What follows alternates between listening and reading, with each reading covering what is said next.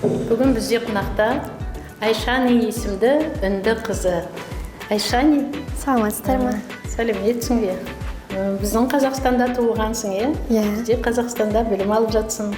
Біздің ұлттық тағамдарымызды білесің. Әрине. Біразын білесің ба? Білем.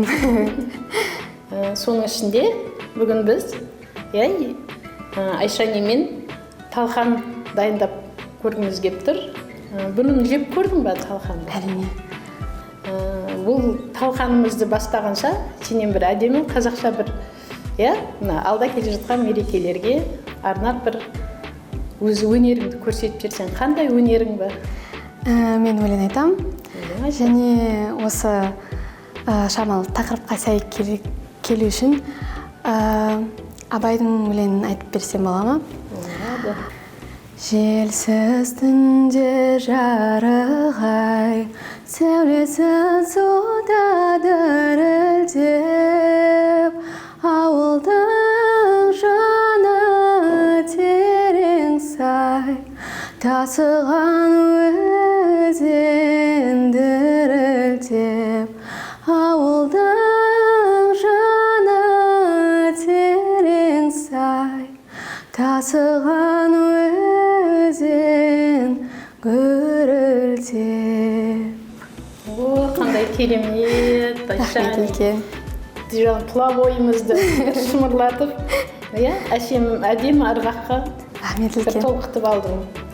Енді талқанымызды жасап көрейік. Бұрын жеп көрсең, енді қолмен жасап көресің ба? Әлде мен жасайын ба? Бірге жасайық. Келе ғой. Енді әжелердің жасайтын тағамы ғой, немерелері, сен сияқты кішкентай сұлу немерелері жеген. Ішінде қанты мен шімәт, сәл-сәл тұзы бар. Талқаны білесің ғой, қайдан шығатын?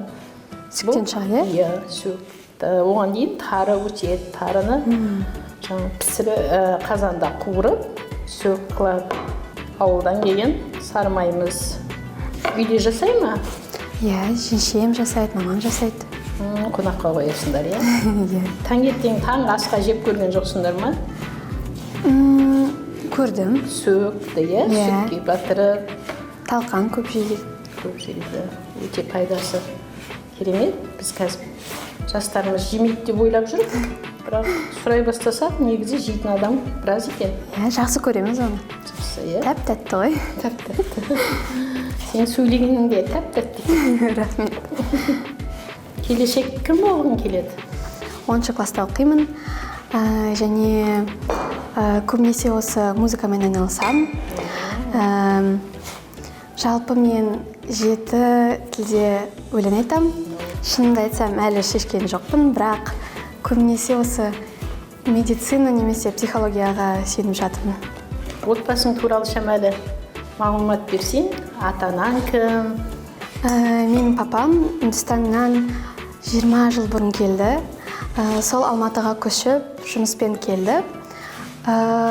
Сол кезден бастап бұл жерде түрлі финанстармен айналысып, әрі қарай Қызылордаға көшті. Және осы жерде мен мамамды кездесті. Өзіңе қазақтардың қандай тағамы ұнайды? Маған ұнайтыны бешбармақ. Маған қамыр қатты ұнайды. Қамыр? Үнді тағамдарынан білетінің бар ма? Бізге ұқсайтыны бар ма? Қазақтың тағамдарына. Самоса деген самсаға ұқсайды, бірақ специялары, дәмі мүлде басқаша. Сол ең сүйікті тағамым. Сосын доса бар. Доса ол блинчикке ұқсайтын тағам. Бірақ ол тәтті емес, ол шамалы тұзды. Өзің Үндістанға барып көрдің бе? Әрине. Бұрында жыл сайын баратын едік, жаңа жылға, сол жерде демалуға. Жазда біз сол менің әпке ағаларыма барып, солармен таныстырып, барып келдік. Шамалы климаты қиындау деп айтуға болады, себебі өте ыстық. Бізден де ыстық па? Жоқ, оларда қатты ыстық емес, бірақ ылғалды. Қабақ қой, тоңазытқышқа мынаны сәл қатырып аламыз. Өйткені бұл майлы, біздің мына жеріміз ыстық болып тұр. Тоңазытқышқа салып қойдық қой, дайындалған, талқанымызға майға болған. Енді сол шамайлы қатайғанша, майымыз шамайлы қатқанша, мына тіске басарды әдемдеп екеуміз жасайық. Айшанидің сұлулығына қарап, тпай, Индияда кинода көрген қызды көргендей болып тұрмын. Біз жас кезімізде сол үндінің киноларын көріп, қаласып, билет алып, өскенбіз ғой.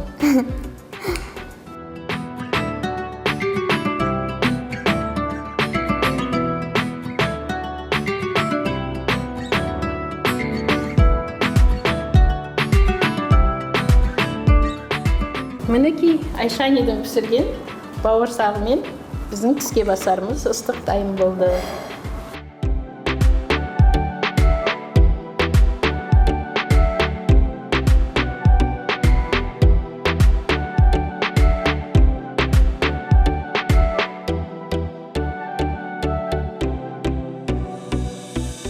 Ал Айшани, енді мына өзің еңбектеніп жасаған біздің қазақтың әдемі бауырсағы, тіске басарларымыз ыстық.